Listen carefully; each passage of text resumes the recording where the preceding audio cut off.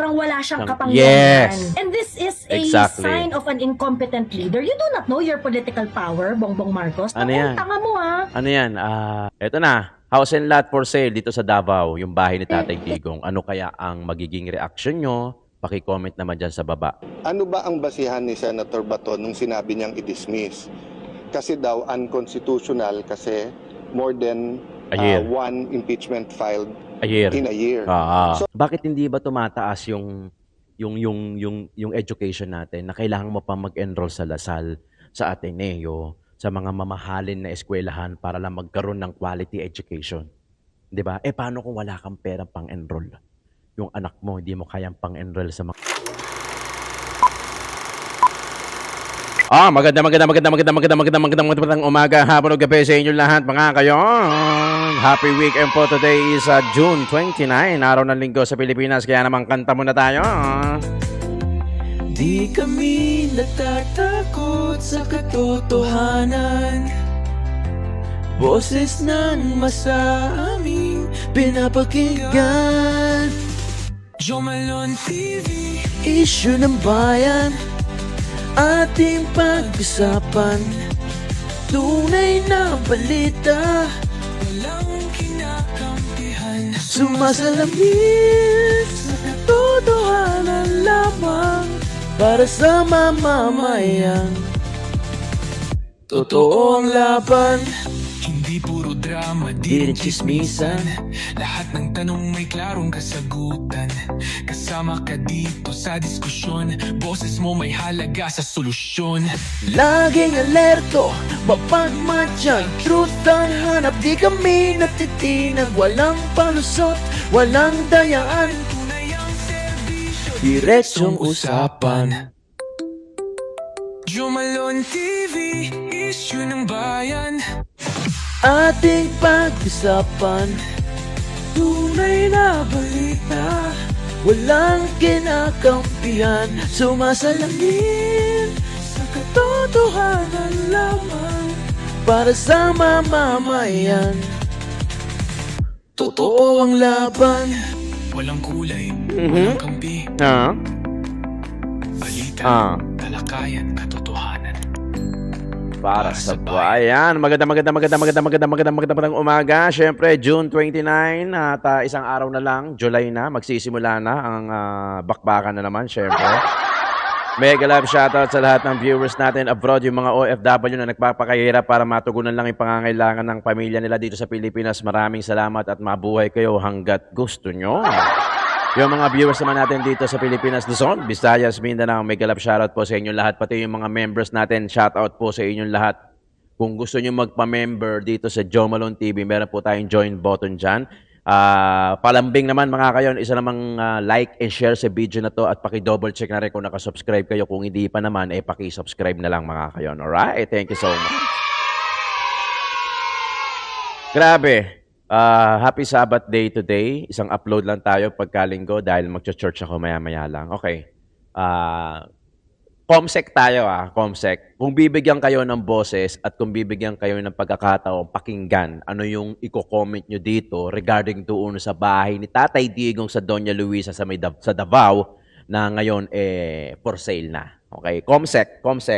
Wala naman tama o maling sagot. Hindi naman natin kayang husgahan o papalitan yung isipan kung sino man nag-decide na para ibenta tong bahay na to dahil hindi naman tayo yon.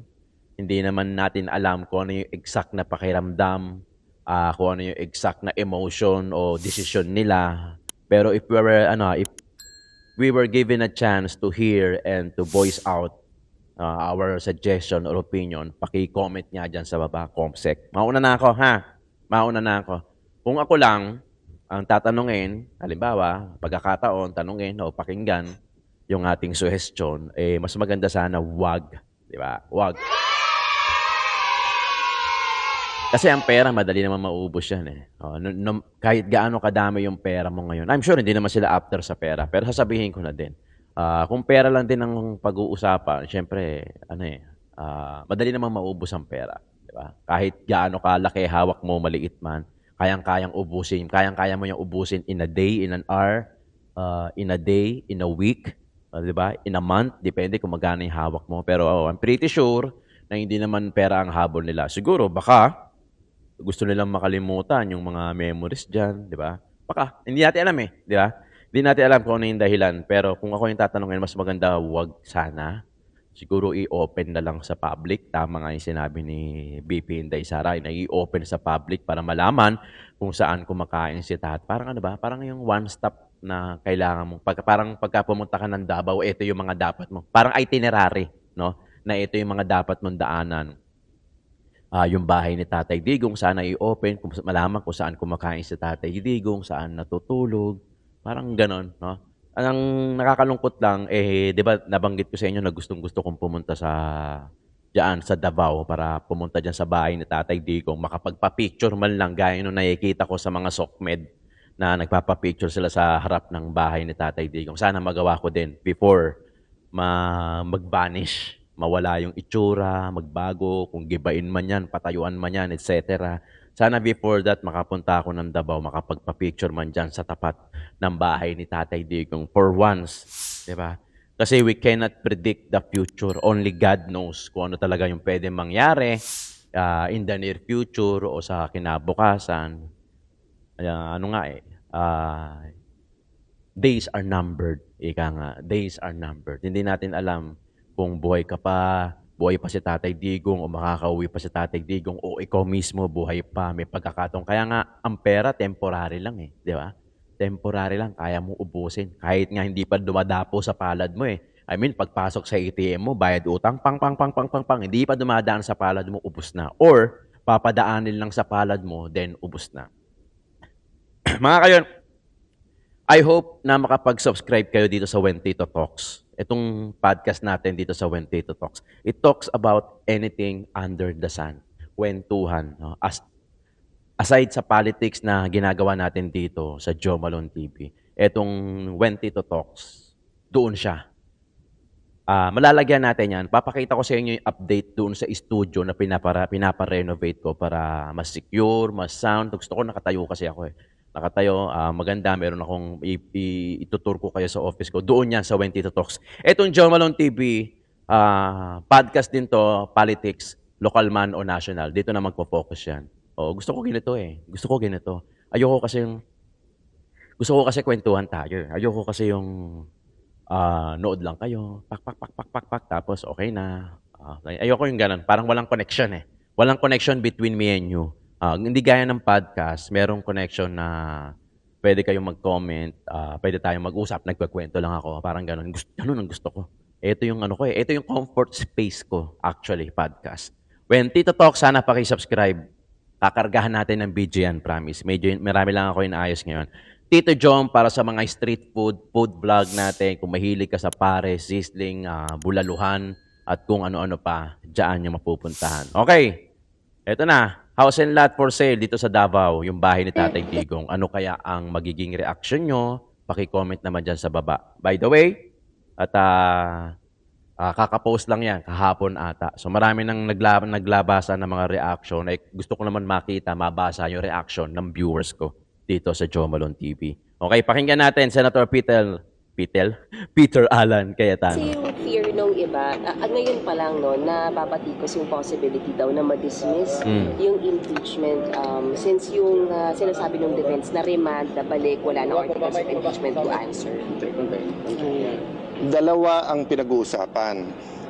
What can be done and what should be done. Yes. Magkaiba yon.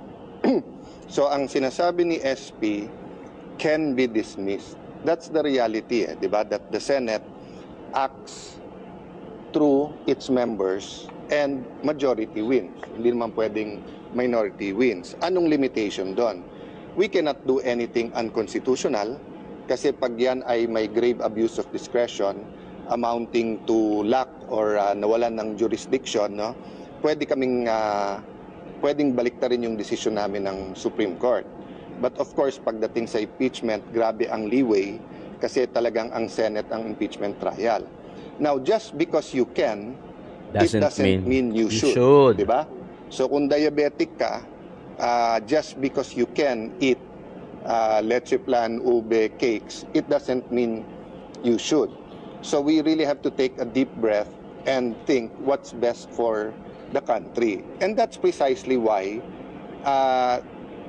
we agreed and I moved na yung suggestion ni Senator Bongo ay yun ang gawin, which is ibalik muna, whether we call it remand, return, or ibalik muna sa House, because ang magiging botohan sana nung araw na yon ay to dismiss.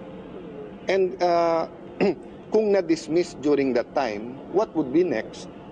De pagdating nung bagong 12 senador, back to zero kami. But ngayon na ibinalik, so one, mahihimay natin yung issue that did they or did they not violate the Constitution in terms of one impeachment lang in a year, di ba? Secondly,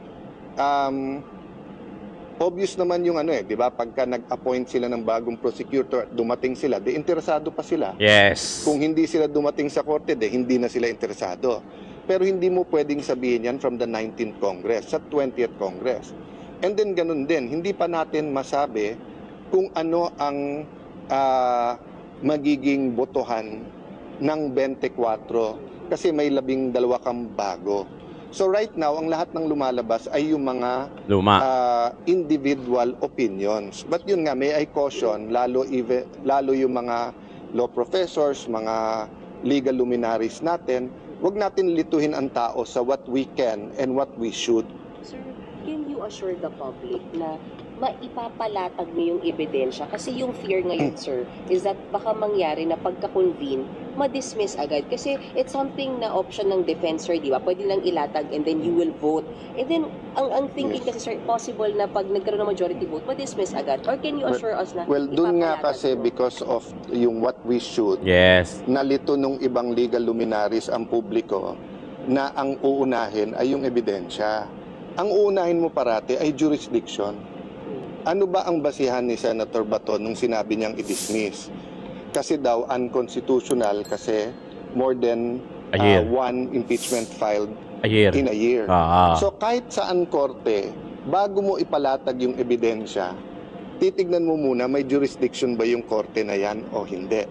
So I can only assure the public na aabot tayo sa ebidensya if the whole impeachment court says na wala tong fatal constitutional defect that takes out jurisdiction from the court. Diba? So hindi pa pwedeng, ipakita mo muna lahat ng ebidensya mo kay VP Sara, saka natin tignan kung may jurisdiction o hindi. yes. Una yung i-resolve, sir. You can see that happening. That's the logical. Again, that's what we should. Diba? Now,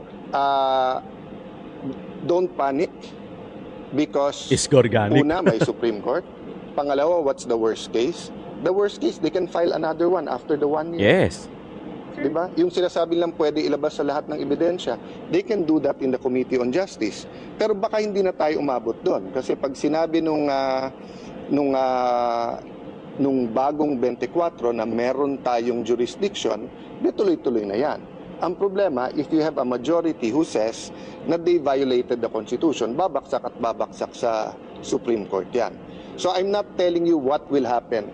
I'm not telling you yung stand ko. What I'm telling you is the possibility.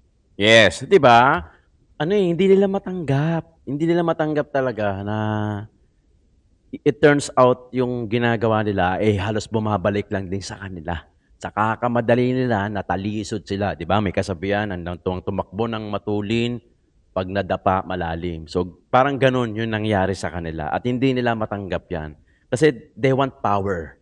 They want that certain position na makakapagbigay sa kanila ng power, ng posisyon, ng title, ng kredibilidad at higit sa lahat ng pera, ng kayama. Yun lang naman yan 'di ba? Tandaan nyo lagi yung pera kaya kang gawing mabuti kahit masama ka at yung pera kaya kang gawing masama kahit gaano ka kabuti. Pero syempre, hindi natutulog ang Panginoon natin. Talagang i-re-revoke niya yan, 'di ba? I-re-revoke. Pero syempre sa mata ng tao, ganyan sa mata ng tao, akala nila ganyan lang yung labanan. Who has the power, who has the money, has the power, 'di ba? Parang ganoon sa mata ng tao marahil, pero sa mata ng Diyos kasi wala naman yung pera 'di ba? Temporary yung pera, wala yan. Yung pera, survival mo lang yan. Kasi bibili ka ng pagkain, bibili ka ng damit para mabuhay ka, but it doesn't mean na it will last forever, 'di ba? Your faith that saves you to that everlasting life, 'di ba? Yun 'yun. Yun talaga 'yon. Pero syempre, politika 'di ba? Syempre sa politika, bihira lang naman kumbaga, political views lagi ang tinitignan nila diyan, hindi yung views ni God ng gano'n, 'di ba? Syempre trabaho 'yan ng trabaho, akala nila kapangyarihan talaga nila yung ginagawa nila, 'di ba? What they don't know na darating yung gaya ng sinabi ni Tatay Digong, darating yung isang araw, magugulat ka na lang. Hindi man sa'yo dumating yung karma sa anak mo, sa kamag-anak mo, o sa kakilala mo na malapit sa'yo, 'di ba? Dun, dun, dun ka titirahin ng karma, 'di ba? At doon mo mararamdaman at marirealize na wala ito. Wala ito. 'Di ba, mga kayon?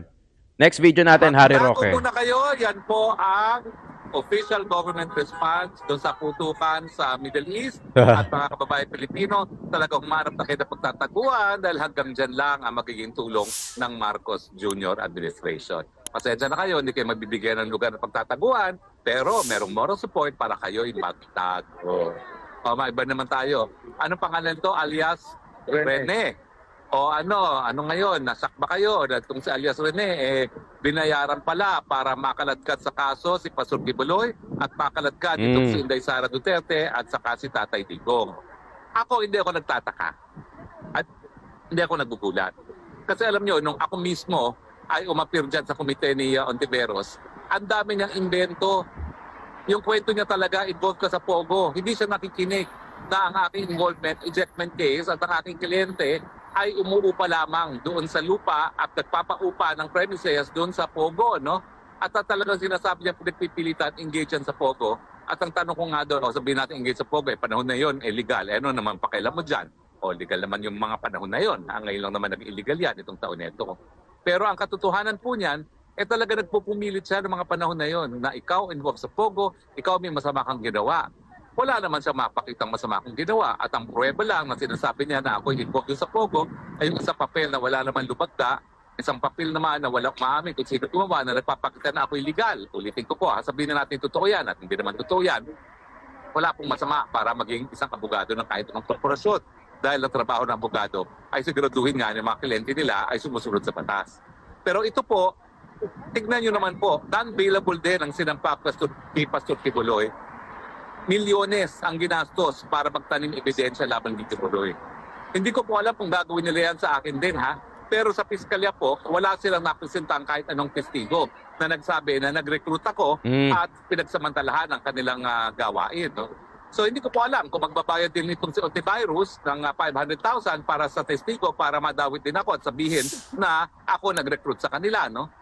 Pero nakakataas balahibo po, nakakadiri, nakakagalit na isang senador ng bayan gagamit talaga ng ganitong mga taktika para madiin ang mga kalaban sa politika. And how dare you use the Senate of the Republic of the Philippines, no, para maging para maging instrumento na gipitin ang mga kalaban ng administrasyon. At ang isa pang nakakasuka, yung talagang lantaran ng sabuatan ng mga dilawan, ng mga loyalista at CBP-NPA, no? Tingin nyo ba, miski kayo'y magsabuatan na yan, makukuha yung suporta ng taong bayan? Yes. Nagsabuatan na kayo. Ang latest survey, nangunguna pa rin, 33%. Si Inday Sara, kung magkaka-eleksyon na yun, siya maging presidente.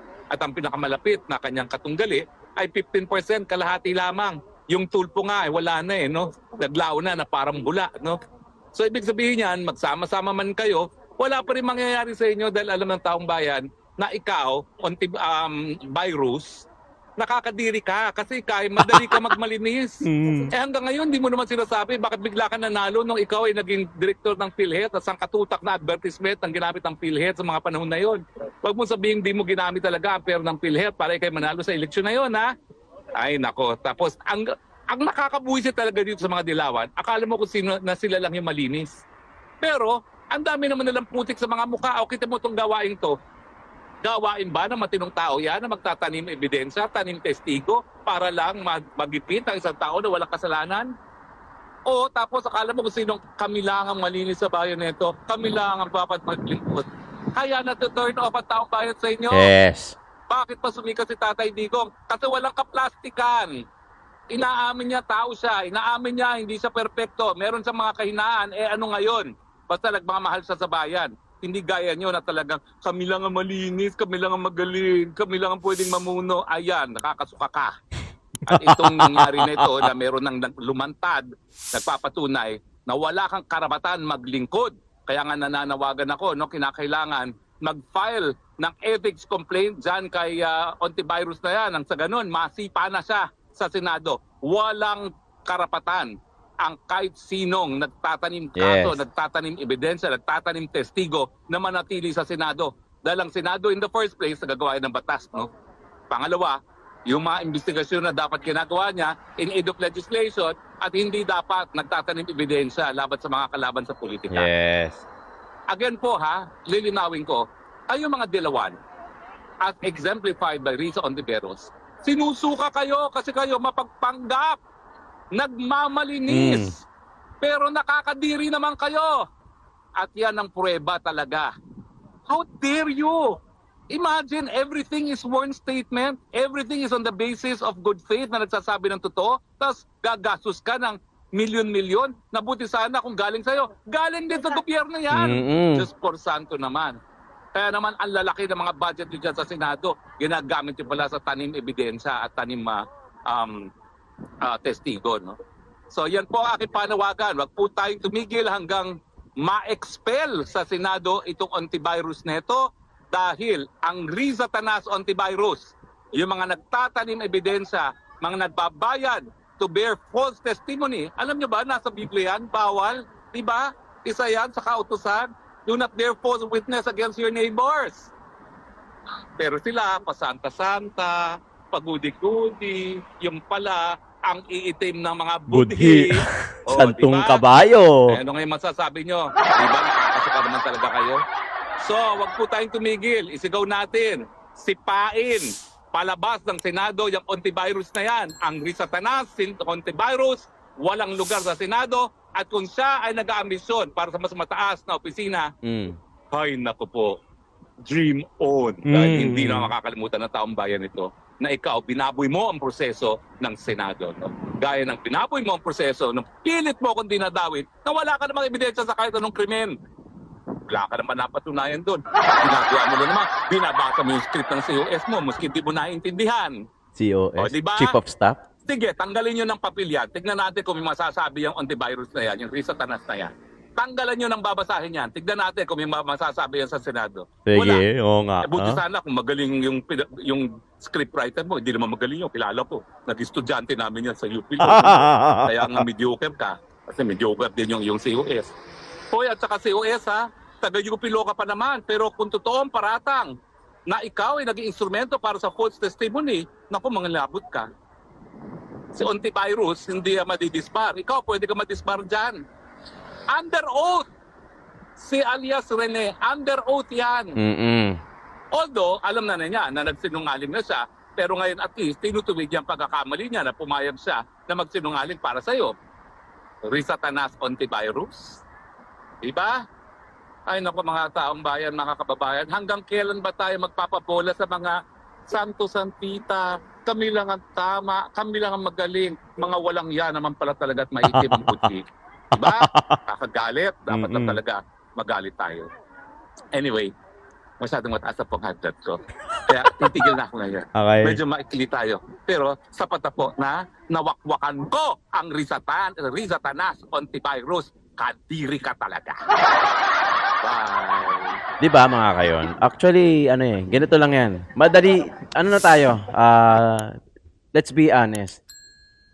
Hindi naman tayo bata. Mas madali natin makita kung sino yung mga nagsasanto-santuhan. I mean, tinan mo si Tatay Digong, nagmumura. Hindi ko naman sinabing magmura or hindi ko naman sinabing yung pagmumura is good. Actually, ang pinaka-the best, gaya ng ginagawa ni Yorme Isko Moreno, yung talagang nagpapakatotoo lang siya. Yung ganong klaseng expression, yung ganong klaseng, alam mo yun, yung ganong klaseng pagkatao, yung ganong klaseng pagpapahayag sa public. Yung maging totoo ka lang, hindi mo na kailangan magpanggap, hindi mo na kailangan pang itaas yung sarili mo, papaniwalaan ka ng tao eh. yung tao mismo ang bibilib sa'yo. At yung tao mismo ang makakakita. Look, kung ano yung ginagawa ni Tatay Digong, nagpapakatotoo siya. Tingnan mo naman kung ano yung ginagawa ng tao sa kanya. Tingnan mo naman yung ginagawa ni Senator Risa. Hindi ko sinasabing hindi ko sinabing nakikipagplastikan siya. Ang problema lang kasi, nasabi ko na. Kaya tingnan mo na lang yung reaction ng tao sa bawat sinasabi niya. Di ba?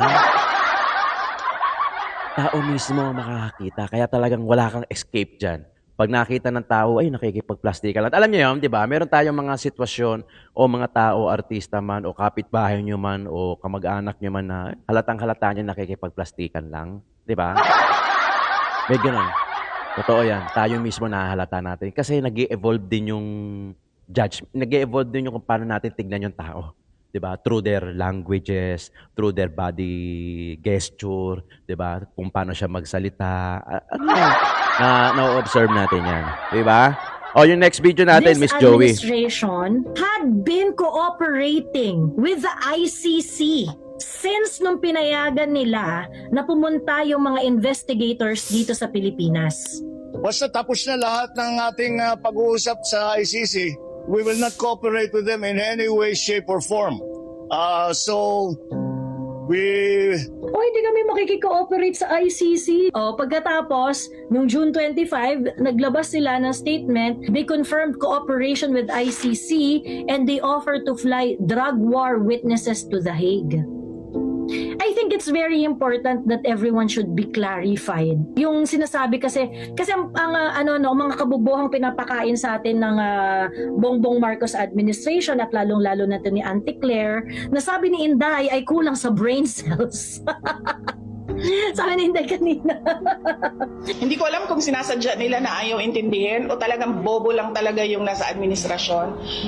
I'd likely lean doon sa latter kasi sa lahat ng mga desisyon nila lately. Ay, alam mo, sa totoo lang talaga nahihiya ako as a Filipino ba na nanonood yung ibang bansa sa atin and this is the state of the nation. Etong administrasyon na to talaga kulang sa brain cells eh. Sabi ni DOJ, kino-confirm daw niya ang cooperation with ICC at nag-offer nga daw na lipad ang mga drug war witnesses sa The Hague. O, di ba? Sosyal. Ng Philippine government. O, syempre, yung panggasolina dyan, yung papunta dun sa The Hague. Yung budget Malamang, pa, allowance. Sa pera ng bayan, di ba? So ngayon, wala namang mag-aabono like yan eh. This to be very, very clear. Kapag kunwari sinasabi ng government na, hindi naman kami nakikikooperate sa sa ICC talaga, ganyan. Wala namang cooperation na nangyayari, ganyan. Pagka ginaganyan tayong bullshit ng administration. Ladies and gentlemen, this administration had been cooperating with the ICC since nung pinayagan nila na pumunta yung mga investigators dito sa Pilipinas. Mag-ikot-ikot, magala-gala, whether pasyal o hindi, no? They are already cooperating. Kasi kung pupunta yung mga dito, pagkatapos wala man namang warning sa kanila na, well, you can visit the Philippines, but you can only visit the Philippines for leisure, ganyan-ganyan. You cannot do any investigation, ganyan. Pero at that time, sinasabi lang ng gobyerno is that, hindi, pupunta lang sila, papayagan lang namin sila dito kasi pasyal lang naman ang pupuntahan nila. Ang dami mga salawi kay ni Auntie Claire na walang alam sabihin, kaya niya si Sara sa Bardagulan, sabi ni Angela Gomez. Totoo. Hindi ko alam kung natatandaan ninyo, no, yung, alam niyo kaya namin na-coin yung term na ulo-ulo lang.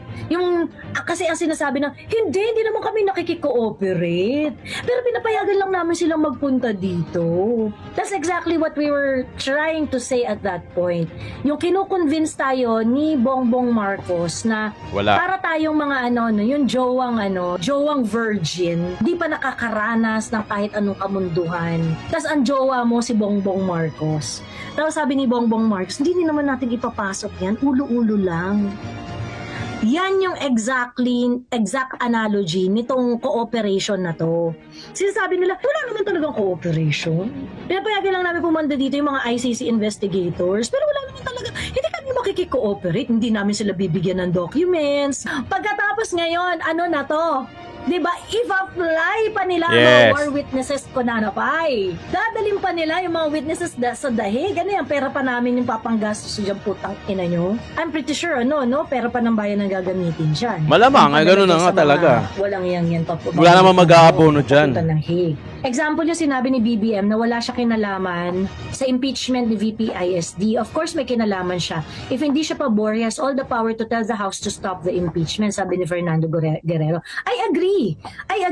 Ito nga yung binobobo kasi tayo ng BBM administration by saying na kasi yung trabaho kasi niyan, legislature ang may hawak niyan eh. Walang control ang presidente dyan. Bullshit. The president has political power. How? Okay? How can the political power of the president be demonstrated? Ang presidente ang nag-a-approve ng release ng bawat project. Saka may kinalaman siya talaga doon. Siyempre, i-deny niya, hindi, wala siyang power, sila na yan, kumbaga. Pero imposible, hindi ganun yun. Diba? May go signal yon, diba? May go signal yan. Kahit na nga siguro na, sige gawin nyo na, kahit hindi na nga verbal tumango lang yan matik na yun Diba? Kasi lagi nilang dinideny yung ganyan hindi ako may utos. Sila ba? Kunyari, mamang-maangan. Pero diba, lagi sinasabi ko, hindi kami mga bata. Siyempre, ikaw yan, inutos mo yan. Ano ibig sabihin yan? Ibig sabihin yan, if the House of Representatives, may kanya-kanya yan ng mga binabaka pa ng mga projects. Diba?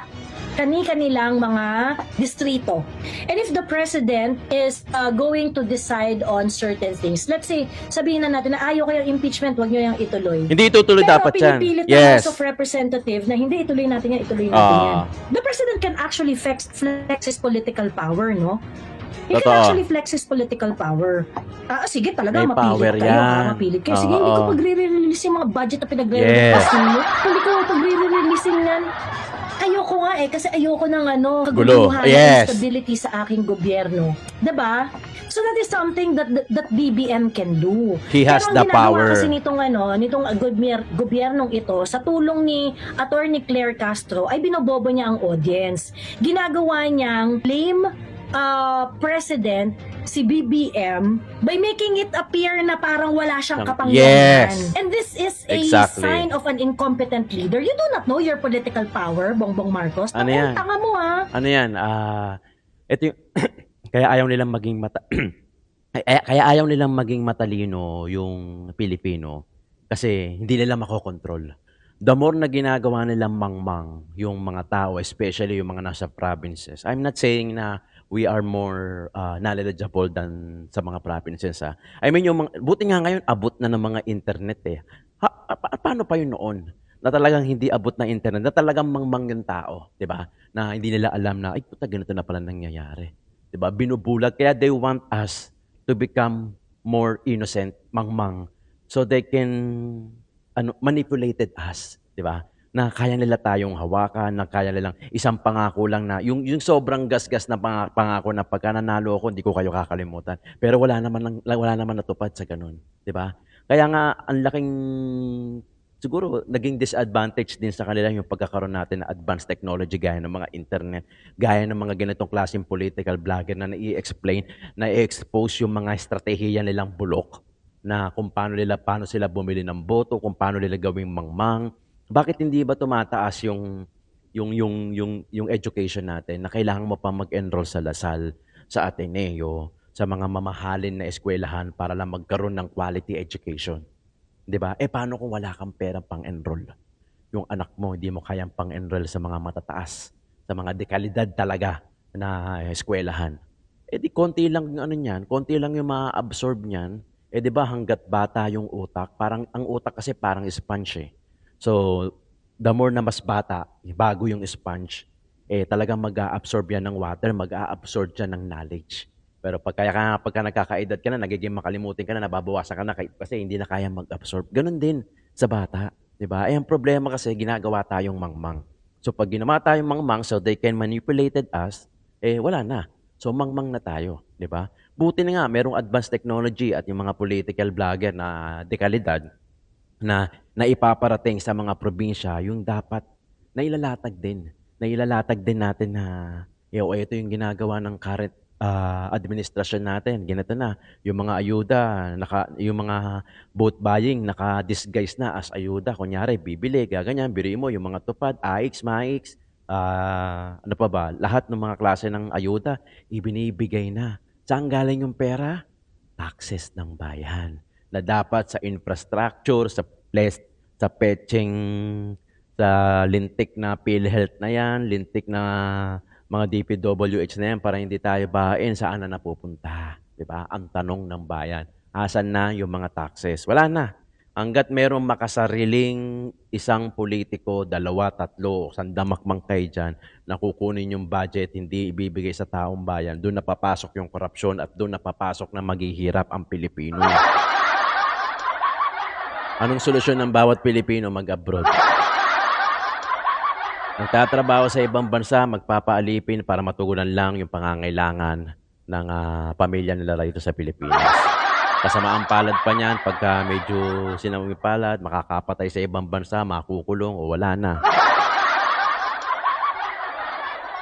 Kaya again, hindi tayo magsasawa na gisingin, bosesan, kalampagin yung mga natutulog na isipan ng ibang tao na hindi pa aware, na hindi pa conscious sa ganitong klaseng nangyayaring administrasyon o sa gobyerno natin. Kahit hindi na itong administrasyon na to, sa darating man na administrasyon, na kailangan natin kalampagin, kailangan nyo nang magising dahil otherwise, kawawa ang Pilipino.